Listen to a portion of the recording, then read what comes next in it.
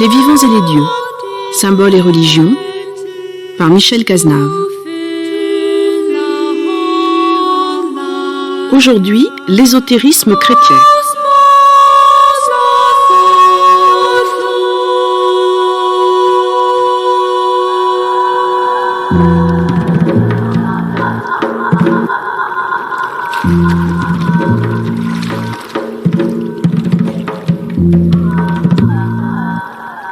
Lorsqu'on parle d'ésotérisme, nous avons généralement en tête le modèle qui nous a été offert à la fin du XIXe siècle et au XXe siècle, en particulier par la Société de théosophie de Madame Blavatsky, ou alors nous pensons évidemment à l'ésotérisme que l'on trouve dans les rayons de nos librairies aujourd'hui, et où nous avons une conception très élitiste et qui est fondée sur une sorte de culte du secret.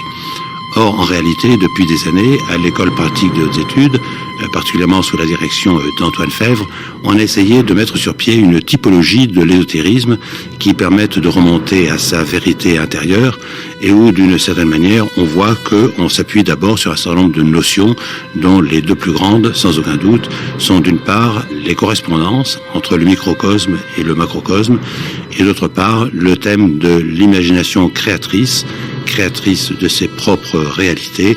Et de ce point de vue-là, évidemment, nous ne sommes pas très loin d'un certain nombre de réflexions de la théologie mystique ou de ce qu'il est convenu d'appeler la gnose islamique.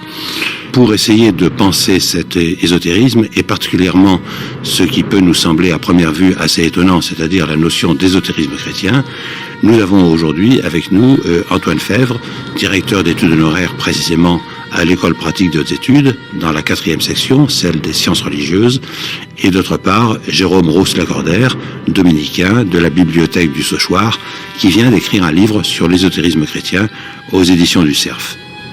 Et où on voit très bien que la question qui se pose, c'est de constater que l'ésotérisme, en réalité, est d'invention assez récente, si l'on peut dire, le XVIe siècle de notre ère, la Renaissance, en quelque sorte, le moment où on découvre le corpus hermétique et où on constate comment le christianisme et l'ésotérisme ont eu des relations beaucoup plus complexes, beaucoup plus variables que ce que nous croyons aujourd'hui, où nous pensons que l'ésotérisme est condamné en tant que tel par l'Église, alors que généralement, il s'agit beaucoup plus de nouveaux mouvements spirituels ou de ce que l'on appelle le Nouvel Âge.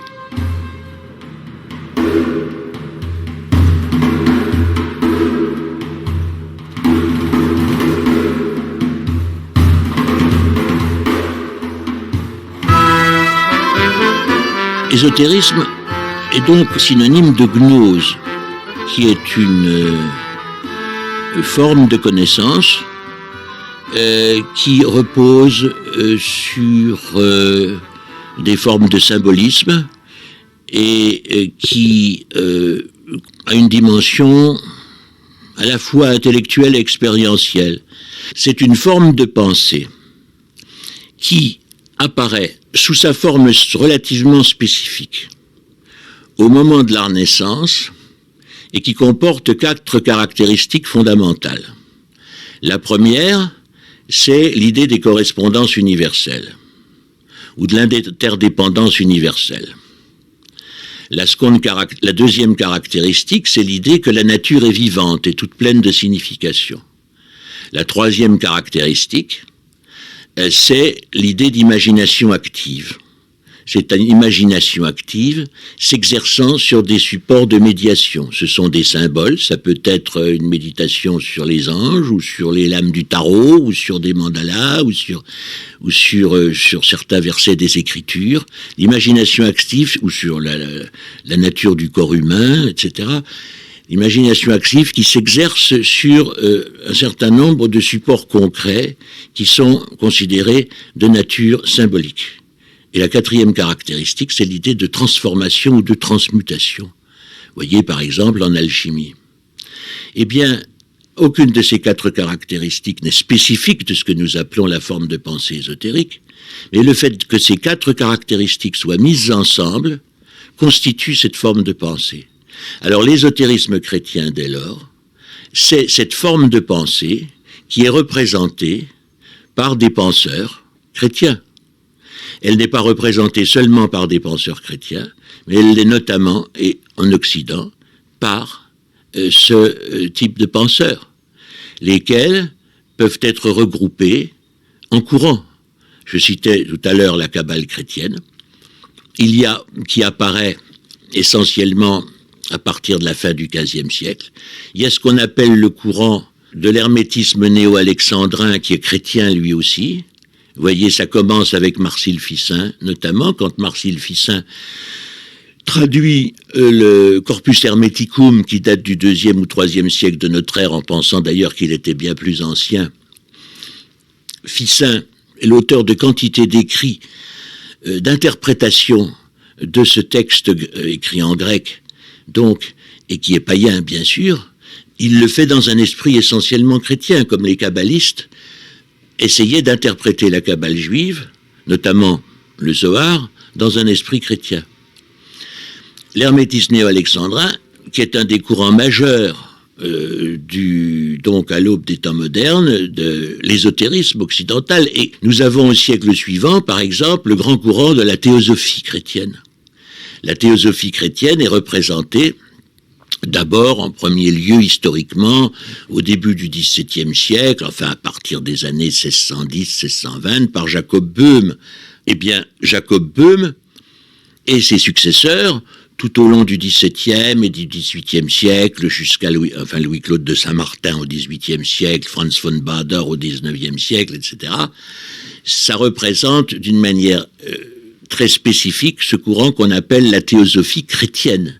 Ensuite, alors, fait partie de l'ésotérisme occidental, un courant qui est en même temps une grande société de pensée, qui s'appelle la société théosophique, qui a repris le mot théosophique, mais qui n'est pas spécifiquement chrétien du tout, mais qui entre aussi dans le champ de cette spécialité qu'on appelle l'ésotérisme occidental.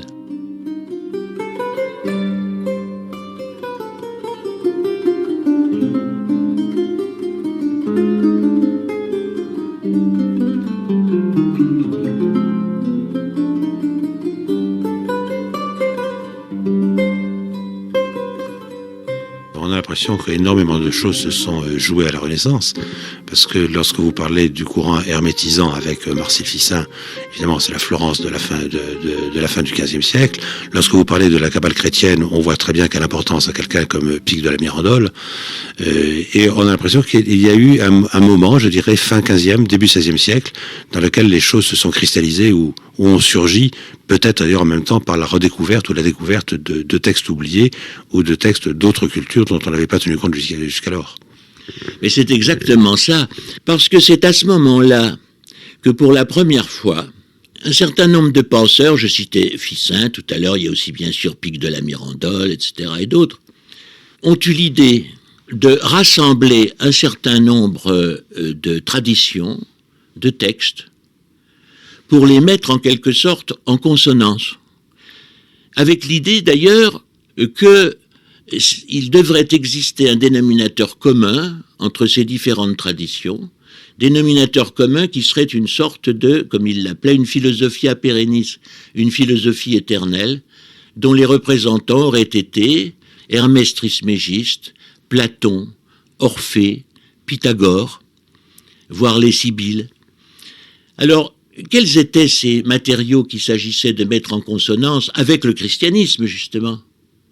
Et cela en accord avec cette idée des correspondances, avec l'idée d'une nature vivante, avec l'idée que l'homme possède une imagination créatrice qui permet de scruter les Écritures d'une manière qui n'est pas spécifiquement théologique. Eh bien, mettre en consonance dans une lumière de christianisme ces traditions-là, c'était leur but, et c'était presque tous des humanistes. c'était des gens qui étaient vraiment des esprits de la Renaissance et qui participaient bien évidemment de cet état d'esprit général qui consistait à aller rechercher dans l'Antiquité quantité de trésors plus ou moins perdus. Mais eux, non pas seulement par curiosité, mais encore une fois, pour les harmoniser avec une certaine vision du monde, et encore une fois, dans une lumière de christianisme. Ces éléments qui avaient été relativement distincts les uns des autres dans le haut Moyen-Âge et au cours du Moyen-Âge, on essaye de les mettre en consonance. Et à partir de ce moment-là se constitue cet état d'esprit relativement spécifique qui va s'exprimer sous forme de différents courants, représentés par bien des auteurs et non des moindres, et qui va perdurer jusque maintenant.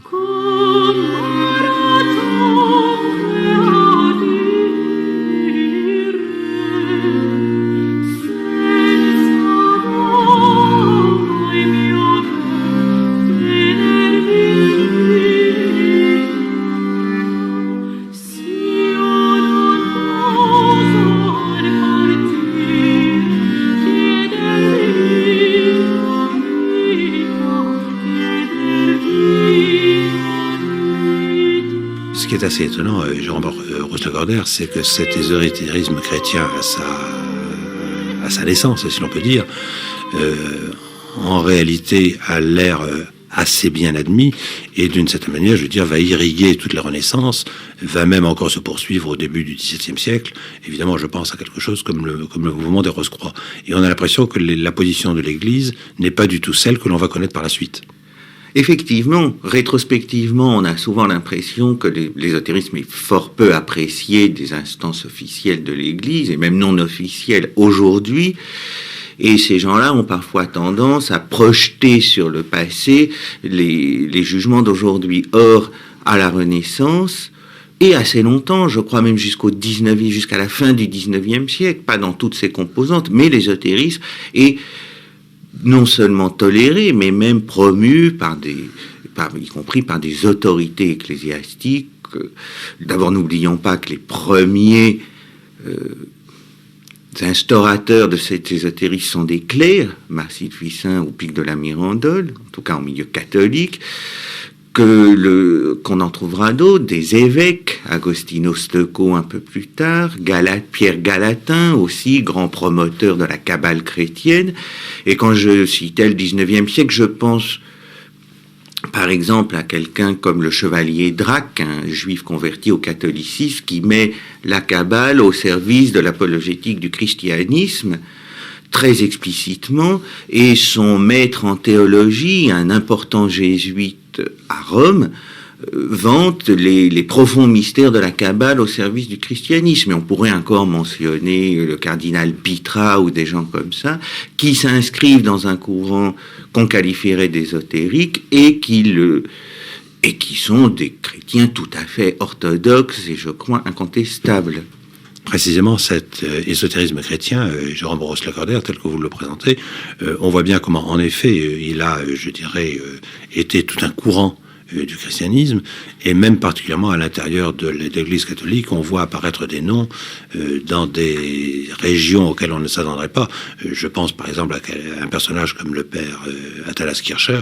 Je veux dire, les jésuites, d'habitude, on a du mal à les imaginer en lien avec l'ésotérisme. Oui, c'est tout à fait exact, effectivement, par exemple, pour le jésuite Kircher, qui, je ne sais pas si on peut à proprement le qualifier d'ésotériste, mais bien de ses intérêts recoupe ceux de l'ésotérisme, et il a, qui plus est, servi de source à beaucoup d'ésotéristes par la suite, notamment par ses travaux, disons, je ne sais pas s'il faut appeler ça de l'égyptologie, mais par son intérêt pour une Égypte plus ou moins mythique ou rêvée, qui s'inscrivait à une époque où ça fonctionnait assez bien.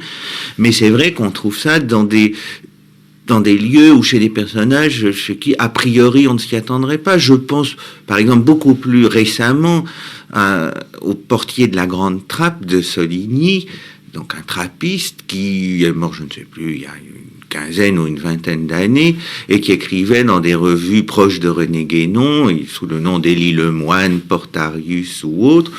Ses intérêts étaient parfaitement connus de son abbé et autres. Je ne sais pas s'il les appréciait outre mesure, mais connus, et on le laissait faire.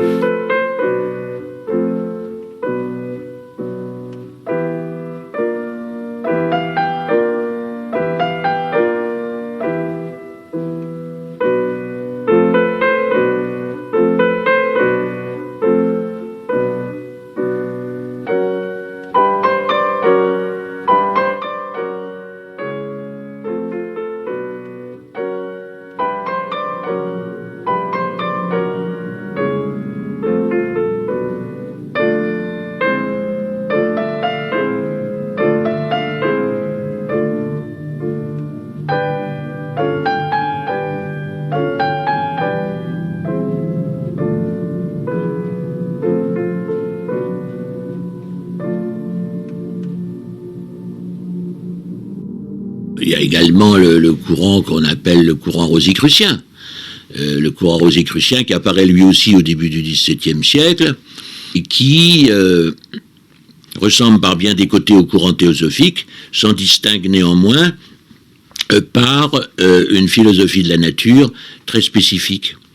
Et puis nous avons, pour aller beaucoup plus loin, par exemple, ce qu'on appelle le courant occultiste qui apparaît au milieu du XIXe siècle, par exemple avec Eliphas Lévi, et qui va être représenté par quantité d'auteurs en Europe et aux États-Unis sous forme d'associations initiatiques à caractère ésotérique et sous forme d'un très très grand nombre de publications.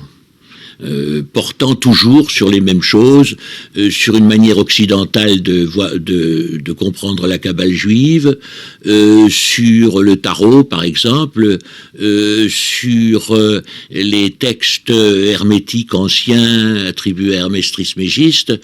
On continue toujours à puiser aux mêmes sources dans une sorte d'esprit de syncrétisme, mais je n'emploie pas le mot dans un sens péjoratif. On a tendance à considérer que ces courants, que j'évoque en ce moment à grands traits, seraient par nature hétérodoxes ou marginaux. Eh bien, si c'est vrai parfois pour ce qui concerne certains auteurs, on ne peut pas considérer que ce que nous appelons ainsi l'ésotérisme occidental, chrétien ou non, encore une fois majoritairement chrétien au moins jusqu'au début du XIXe siècle, on ne peut pas considérer que nous ayons affaire à des hétérodoxies, voire à des hérésies.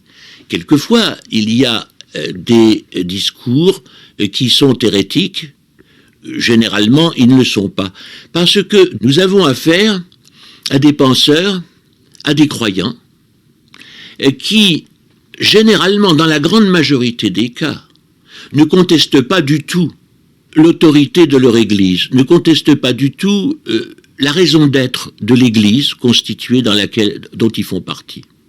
Par exemple, Böhm est luthérien. Il n'essaye pas de créer une réforme avec un grand R, comme Luther l'avait fait au siècle précédent. Pas du tout. Il s'agit, au fond, de ce qu'on pourrait appeler le désir de communiquer des révélations avec un petit R, des révélations individuelles, induites par la lecture d'auteurs anciens, des révélations à l'intérieur de la révélation. Je pense à un des grands philosophes allemands de la première moitié du XIXe siècle, Franz von Baader, qui est un des derniers grands représentants du courant de la théosophie chrétienne. Eh bien, il n'a jamais été mis à l'index. Il se situe dans la mouvance de Böhm, notamment, et de Saint-Martin, et de quelques autres. Vraiment, tout à fait. Il se fait leur exégète inspiré. Mais pour lui, il s'agit d'apporter, tant à l'Église orthodoxe, qu'il fréquentait beaucoup, et à l'Église catholique romaine qui était la sienne, des révélations supplémentaires à l'intérieur de la révélation telle que l'entendaient ces églises, la révélation telle qu'elle était enseignée officiellement, pour enrichir celle-ci, et non pas pour introduire une controverse ou une opposition. Pour être hérétique, il faut tenir un discours conceptuel qui est en contradiction avec les discours officiels de la théologie, qui sont de nature conceptuelle eux aussi. Or, si par exemple quelqu'un dit que le Christ n'est pas ressuscité, ou que le Christ n'est pas le Fils de Dieu, ce sont des concepts. C'est concept contre concept. Mais ce que nous appelons l'ésotérisme occidental, y compris notamment chrétien, s'exprime très rarement en concept. Ce sont des images, ce sont des gens qui vivent le mythe judéo-chrétien de l'intérieur. Ils le vivent de l'intérieur et tendent, par exemple, c'est le cas de Böhm notamment, la plupart de ses discours consistent en quoi? Il s'est plongé tout vif dans les Écritures, dans la Bible, et il s'aperçoit qu'entre les versets, notamment pour ce qui concerne le récit de la Genèse, il y a comme des trous.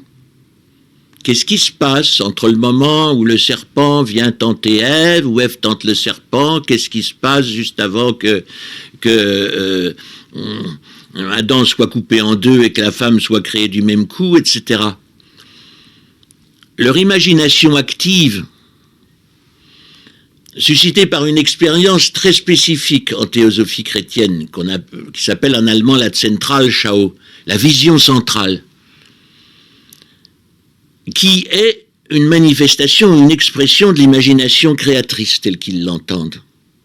C'est-à-dire de cet organe de l'âme que chacun de nous posséderait, mais qui serait comme en sommeil depuis la chute.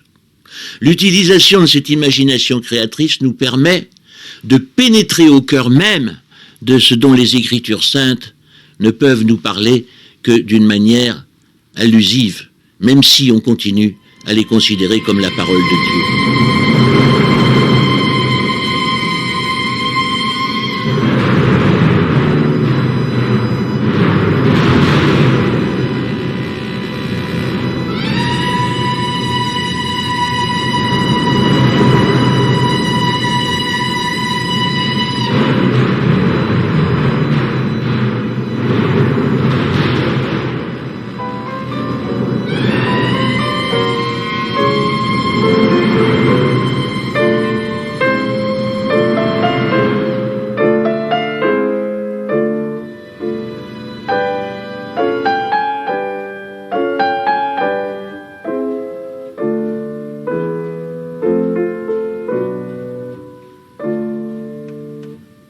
La question qui se pose, Jérôme Rose-Lacordaire, c'est de savoir pourquoi la position de l'Église a évolué, puisque on voit très bien, vous le dites, jusqu'au XIXe siècle y compris, elle est, disons, compréhensive, et ce sont des courants intellectuels qui font partie de la vie même de l'Église, alors qu'au XIXe siècle, à la fin du XIXe siècle, je dirais, il y a quelque chose qui bascule. Oui, je crois qu'il y a plusieurs facteurs, dont un antérieur au XIXe siècle.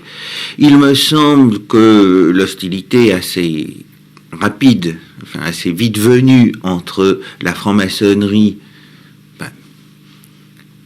l'hostilité en tout cas du Saint-Siège à l'égard de la franc-maçonnerie dès le deuxième tiers du XVIIIe siècle, puis, enfin disons que ça a été un premier facteur avec l'idée plus tardive d'ailleurs, parce que cette hostilité ne reposait pas sur un éventuel ésotérisme de la franc-maçonnerie, mais sur le caractère de société secrète de la maçonnerie interconfessionnelle, enfin je ne m'étends pas, mais comme par la suite la franc-maçonnerie a été vue, et c'est assez vite présenté, disons dès le début du XIXe siècle, comme la société ésotérique par excellence, ça n'a évidemment pas faciliter un jugement positif des autorités ecclésiastiques sur l'ésotérisme.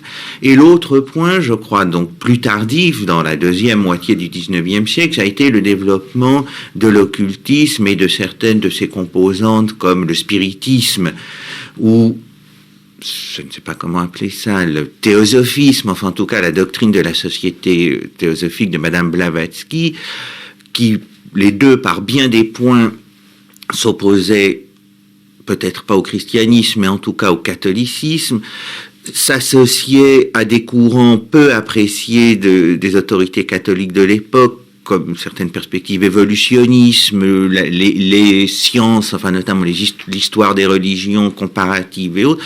Tout ça a petit à petit, comme l'ésotérisme se popularisait par ces courants, tout ça a peu à peu amené à identifier l'ésotérisme en général à ces courants particuliers, et donc a amené jusqu'à une, non pas condamnation de l'ésotérisme, il n'en a jamais eu, mais un jugement plutôt négatif sur l'ésotérisme dans son ensemble. Ceci se redoublant, je crois, par la suite, avec l'identification de l'ésotérisme au gnosticisme, qui est devenu un lieu commun, y compris chez bien des ésotéristes d'ailleurs, mais cette concordance de facteurs a fait que petit à petit l'ésotérisme a été identifié et s'est identifié comme un courant nécessairement marginal ou extérieur à l'Église, hétérodoxe et en lutte perpétuelle contre l'Église catholique. Et par rapport à ce que vous dites, Jérôme Roos-Lacordaire, est-ce qu'il n'y a pas un certain nombre de choses qu'il faudrait mettre au point, puisque vous dites, par exemple, la collusion de l'ésotérisme avec un certain nombre de tenants de la théorie de l'évolution, au moment où elle apparaît. Or, généralement, on voit l'ésotérisme comme, je dirais, quelque chose de profondément irrationnel, pour ne pas dire irrationaliste, et souvent des courants qui sont très très réactionnaires, je dirais, sur l'échiquier politique. Alors évidemment, c'est oublier que quelqu'un comme Blanqui, grand révolutionnaire, lui-même est très proche, en fin de compte, de l'ésotérisme, et qu'il y a, en fait, au XIXe siècle, une rencontre, disons, entre certains courants rationnels et l'ésotérisme. Donc, est-ce que nous n'avons pas besoin de revoir nos propres catégories? Ah oui, je crois que vous avez parfaitement raison sur ce point.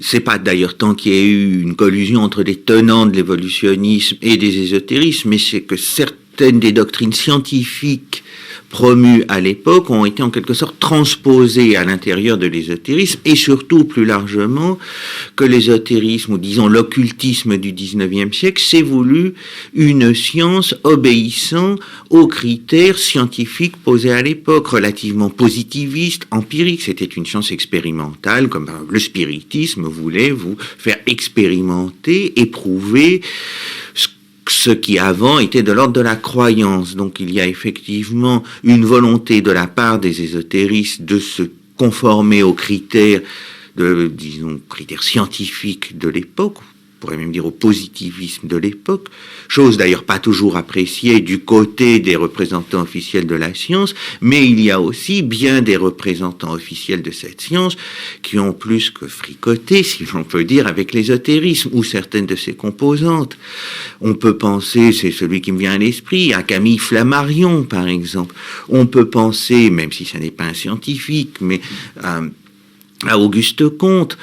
Et ça nous met aussi, ça répond aussi à votre question sur la situation ou la place politique de l'ésotérisme, c'est qu'on constate que l'ésotérisme au XIXe siècle est plutôt ce qu'on pourrait appeler de gauche, républicain, éventuellement socialiste, très proche des socialismes utopiques, parfois avec des interférences claires du côté de certains disciples de Saint-Simon ou de Fourier, ou je le disais de Comte. Donc un ésotérisme qui est, disons-le rapidement, de gauche, même si aujourd'hui on a plutôt tendance, en Europe et encore plutôt dans les pays latins, à l'associer à la droite. C'est pas le cas dans les pays anglo-saxons, par exemple. Certains auteurs particulièrement sulfureux et associés en France à la droite ou à l'extrême droite, je pense à quelqu'un comme Aleister Crowley, sont plutôt, dans le monde anglo-saxon, utilisé par des courants ésotériques se réclamant de la gauche ou de l'extrême gauche ou de l'altermondialisme.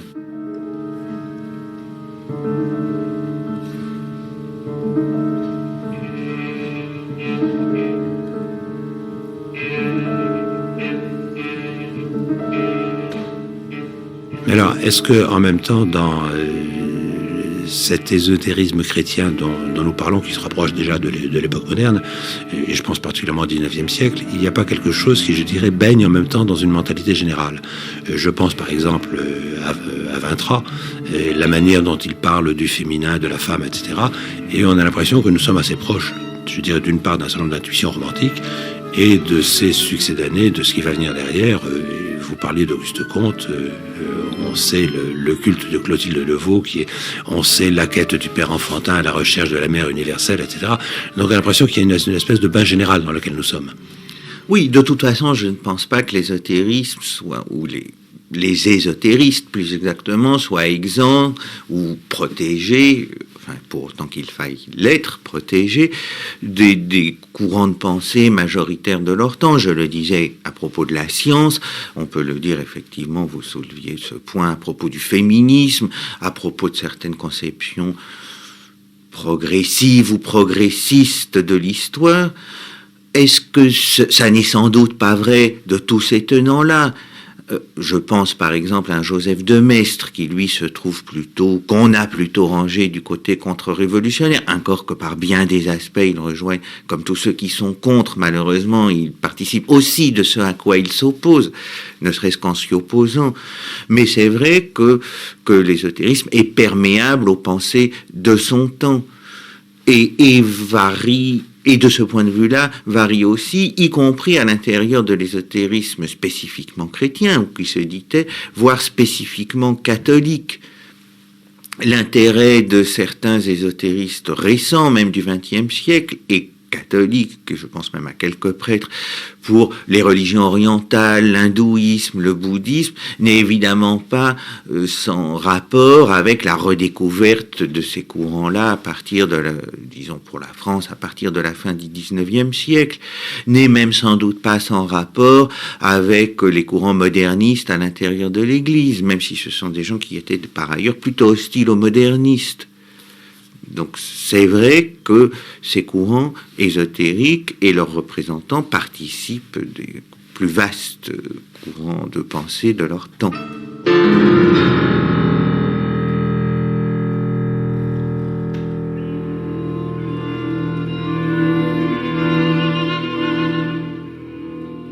Le problème qui se pose évidemment, Jérôme Roos-Lagardère, c'est peut-on réellement, parce que c'est un problème qui a souvent été posé, peut-on réellement se réclamer d'une mouvance ésotérique, je dirais, pour ne pas être trop précis, et peut-on être réellement profondément chrétien? On a l'impression quand même que l'Église a eu plutôt tendance à répondre non.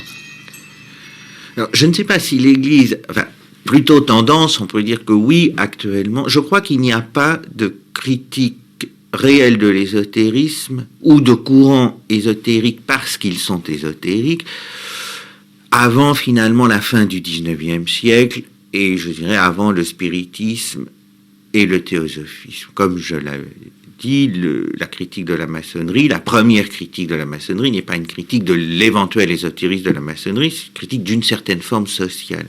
En revanche, c'est vrai que non pas... Enfin, si, le magistère de l'Église s'est prononcé négativement sur le spiritisme et le théosophisme, il ne s'est pas prononcé sur l'ésotérisme en général, mais bien des figures importantes et avec une autorité intellectuelle, je pense au cardinal de Lubac dans une moindre mesure, pas pour l'autorité intellectuelle, mais pour le refus au cardinal d'Agnello, se sont assez nettement opposés à certains courants récents de l'ésotérisme, et je pense à ce courant qui se rattache à la pensée de René Guénon. Il est vrai aussi, plus proche de nous, que le magistère catholique ou des autorités importantes se sont assez nettement opposés au courant du Nouvel Âge. Mais ça n'est, d'une part, pas une critique de l'ésotérisme, pas nécessairement une critique de l'ésotérisme chrétien, et c'est à tort qu'on croit pouvoir appliquer ces critiques-là à l'ésotérisme en tant que tel et à d'autres courants de l'ésotérisme chrétien ou non. Mais puisque vous parliez de la mouvance guénonienne, oui. on va l'appeler ainsi, parce qu'elle est quand même assez informelle, d'une certaine manière, tout au moins sur ses marges. Puisque vous parlez de la mouvance guénonienne, Jérôme Roos-Lagardère, est-ce qu'il n'y a quand même pas quelque chose qui est, je dirais, extrinsèque quand même à la foi catholique en tant que telle? Je veux dire par là que la conception de la philosophie pérennis, qui n'est plus celle de Marcille Ficin d'ailleurs, qui est tout à fait différente, cette idée d'une unité originelle des religions, est-ce que c'est réellement compatible, je dirais, avec la spécificité chrétienne et avec, tout simplement, je dirais à la limite, le thème de l'incarnation? Je crois que vous posez une très juste question, parce que c'est effectivement, en tout cas dans ces termes-là, que se sont posés que cette question s'est posée, par exemple, aux deux théologiens que j'évoquais, Lubac et d'Agnello, ainsi qu'à d'autres, eux, de moindre importance, c'est prôner une tradition primordiale, puisque c'est l'expression de René Guénon, qui je ne sais pas comment faut dire, diffracterait dans les différentes traditions, parmi lesquels le christianisme serait une parmi d'autres. D'ailleurs, ça ne veut pas nécessairement dire une strictement équivalente à d'autres. Est-ce que ça n'est pas remettre radicalement en question la spécificité du christianisme, son caractère unique, avec l'incarnation du Verbe dans l'histoire à un moment déterminé? Ça peut l'être, et je pense que ça l'a été pour plusieurs. Il me semble aussi, c'est ce que j'ai parfois essayé de montrer, que c'était que c'était compréhensible à la lumière de ces réflexions nouvelles en théologie, enfin nouvelles en tout cas sous le nom qu'on leur donne, de théologie des religions, et qui cherchent à comprendre quelle est la place exacte du christianisme dans le plan divin de Dieu par rapport aux autres religions dans lesquelles force est de constater qu'il n'y a pas qu'une seule religion dans le monde, qu'il y en a plusieurs. Et que la réponse n'est pas celle qu'on pouvait donner à la Renaissance, finalement, d'une sorte de christianisme d'avant le christianisme, et d'un christianisme qui récapitulerait tout ce qu'il y a eu de bon et qu'il annonçait auparavant, mais la compréhension d'une sorte du fait que le Verbe divin qui s'incarne en Jésus-Christ ne se réduit pas à Jésus-Christ.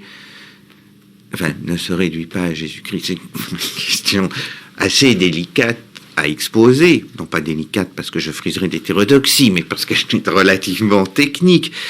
Mais que puisqu'il y a une incarnation dans l'histoire, dans une langue, dans une culture, forcément, cette manifestation-là limite les modes d'expression, si l'on peut dire, en termes pas très adéquats, de ce verbe qui s'incarne, et même s'il est intégralement contenu, même si dans cette manifestation particulière, cela n'exclut en aucune manière que d'autres formes de manifestation du verbe puissent avoir lieu, qui ne seraient non pas complémentaires, parce qu'il ne manque, je crois, c'est mon point de vue de chrétien, de catholique et de prêtre, il ne manque rien au christianisme, mais qui peuvent l'éclairer et être liés à lui. Et d'ailleurs, assez significativement, dans un article très souvent oublié des guénoniens comme des anti-guénoniens, René Guénon présentait l'incarnation du Verbe comme le modèle par excellence de toute manifestation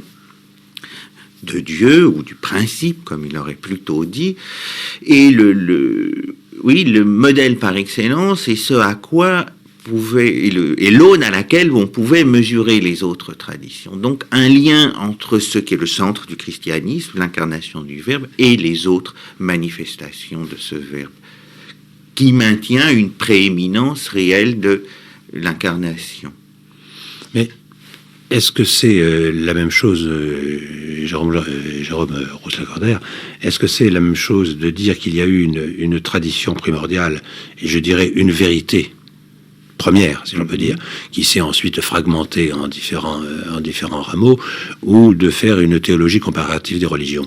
Je pense par exemple aux travaux de quelqu'un comme Raymond Panicard, qui essaie de montrer tous les points de convergence ou de compréhension qu'il peut y avoir entre le christianisme et évidemment la religion qui est la sienne d'origine, tout au moins par une partie de sa famille, à savoir l'hindouisme d'une part et le bouddhisme de l'autre, mais où ces comparaisons montrent que effectivement il y a une sorte, je dirais, d'inconnaissabilité de Dieu ou du principe premier qui est posé, mais qu'en même temps les retombées sont différentes. Parce qu'il est bien évident que l'inscription du bouddhisme dans le monde, ou la théologie trinitaire, je pense par exemple aux comparaisons qu'on a faites entre Maître Eckhart, ou la théologie négative, et certains courants du bouddhisme, le nirvana tel qu'il se produit dans le Bouddha, ou la théologie trinitaire, alors là, il y a quand même une différence qui ensuite se réinstalle.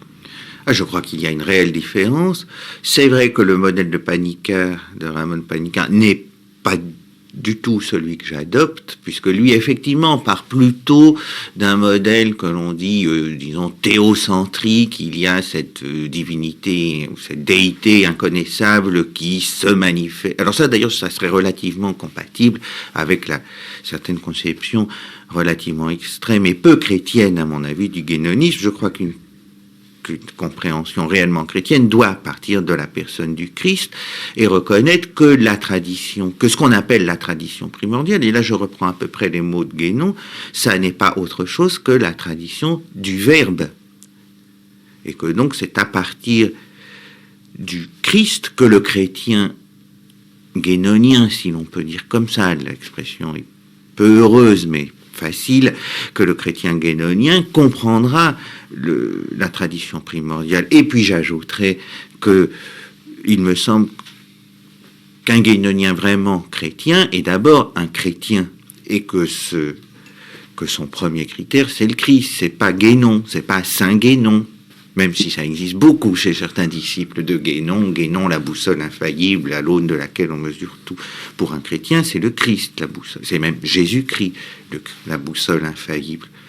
Donc c'est pour ça, il me semble qu'il y a des interprétations possibles de la doctrine présentée par René Guénon, des interprétations possiblement chrétiennes, comme il y en a d'autres qui le sont peu, et qu'en tout cas, pour en revenir à l'ésotérisme chrétien, il y a eu des courants proches de Guénon, des courants de guénoniens, qui ont vécu, ou en tout cas dit avoir vécu, et qui se sont exprimés sur un mode authentiquement chrétien. Je pense à ces gens dont on sait qu'ils étaient membres d'une fraternité, qui était la fraternité des chevaliers et dames du divin Paraclet, sur laquelle je ne m'étendrai pas, mais quelques personnalités qui ont écrit dans des revues de la mouvance de Guénon, du temps de Guénon, qui plus est, et qui ont écrit des articles qui sont, à mon sens, incontestablement chrétiens, tout en étant incontestablement ésotériques.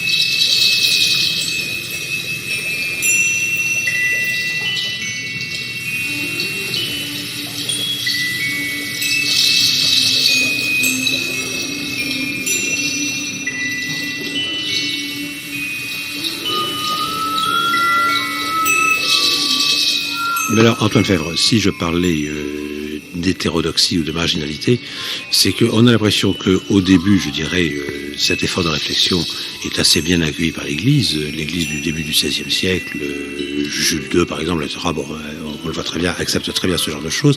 Et qu'on a l'impression que les choses ont évolué. Et lorsque je parle de marginalité, c'est plutôt qu'ils aient été classés comme marginaux par les autorités. Beaucoup plus qu'ils ne se mettaient eux-mêmes en état de marginalité. Parce que tu parlais de Jacob Böhm, autant je me rappelle quand même, le pasteur de Jacob Böhm n'était pas spécialement d'accord avec ce qu'il écrivait. Et on a l'impression que peu à peu s'est installée une espèce de méfiance qui va aboutir au XIXe siècle, quasiment à une rupture. En effet, les courants qui étaient évoqués tout à l'heure n'étaient pas considérés comme hétérogènes au sein de l'Église. Très peu, disons, pouvaient effrayer parfois, étant donné la nature, étant donné le fait que ces ésotéristes, entre guillemets, pour aller vite, proposaient généralement des réformes au sens d'un élargissement de l'enseignement, d'élargir ce qui pouvait être enseigné dans les séminaires, dans la catéchèse, etc. Bon. Mais il s'est constitué peu à peu une sorte de grand récit. Et cela, surtout à partir du XIXe siècle, on a construit une sorte d'hérésie, quelque chose qui serait hérétique par nature, quelque chose qui serait résolument marginal par rapport aux églises. Mais ça a été construit assez tardivement. C'est ce que souvent on a appelé ésotérisme. C'est ce qui a donné lieu, par exemple, au fait que quand on se promène dans une librairie à grande surface, sous la rubrique ésotérique, on voit tout et n'importe quoi, à condition que ça respire une sorte d'odeur de mystère, que ce soit en marge de ce qui est ressorti aux églises, que ce soit en marge de ce qui est ressorti au courant officiel. Alors, c'est soucoupe volante, c'est l'astrologie, toutes les mancies, ce sont différents livres de magie, de kabbale aussi, de choses qui appartiennent au courant ésotérique. Voilà.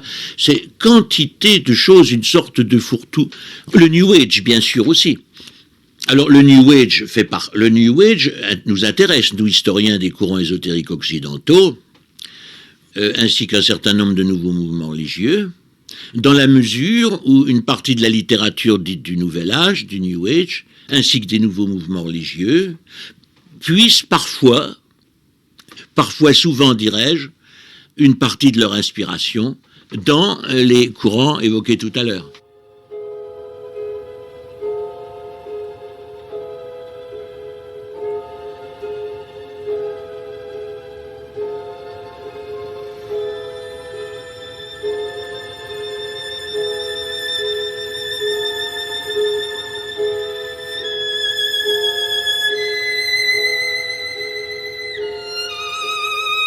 Dans vos travaux, Jérôme Rose-Lagardère, vous montrez qu'au XXe siècle, il y a eu effectivement, comme vous dites, des chrétiens authentiques qui étaient en même temps de vrais ésotéristes, ou vrais ésotériques, je ne sais pas comment il faut dire. Et c'est la question qu'on se pose, c'est de dire comment s'articulent ces deux plans. Oui, question là encore, à mon avis, assez juste, que la question est, une fois qu'on a vu, en tout cas qu'à mon sens, ésotérisme et christianisme n'étaient pas nécessairement incompatibles, ou certaines formes d'ésotérisme, serait-il plus exact de le dire, comment articuler l'une à l'autre. C'est vrai qu'on connaît différentes variantes entre ceux qui disent, après tout, moi je suis un ésotériste, donc ce que l'on appelle l'exotérisme avec un X, pardon, l'exotérisme, ça n'est pas de mon sort, je suis au-dessus de ça. Et il y a ceux, notamment ces personnalités que je mentionnais tout à l'heure, qui disent, d'abord, ésotérisme désigne ce qui se trouve à l'intérieur. Donc sans extérieur, pas d'intérieur. Donc déjà, il est au moins nécessaire, pour accéder à l'ésotérisme, de passer par un exotérisme. Et on n'y passe pas comme si c'était une échelle qu'on repousserait une fois monté ou une fois arrivé au sommet. On y passe parce que c'est le milieu naturel de l'ésotérisme, et précisément l'exotérisme. Mais ces gens-là vous disent, la pratique sincère et réelle et commune du croyant, qu'il soit en l'occurrence catholique, protestant ou bouddhiste, d'ailleurs, peu importe, mais puisqu'on parle d'ésotérisme chrétien, disons, la pratique chrétienne, liturgique, sacramentelle pour les catholiques, est absolument nécessaire au développement et à la vie d'une dimension ésotérique.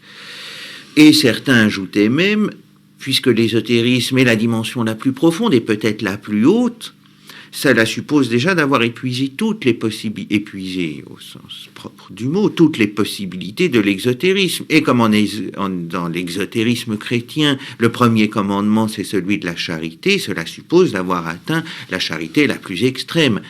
Alors, qui peut prétendre l'avoir atteint? Je n'en sais rien. Donc, qui peut prétendre avoir qualité pour passer à l'ésotérisme ensuite? Je ne le sais pas. Est-ce que même quelqu'un peut le prétendre? Ça n'est pas de mon ressort. Mais on voit là parfaitement comment exotérisme et exotérisme peuvent s'articuler en christianisme sans s'exclure l'un l'autre, mais en tout cas en se requérant, en tout cas l'ésotérisme requérant une pratique authentique, sincère et accomplie, commune de tout croyant.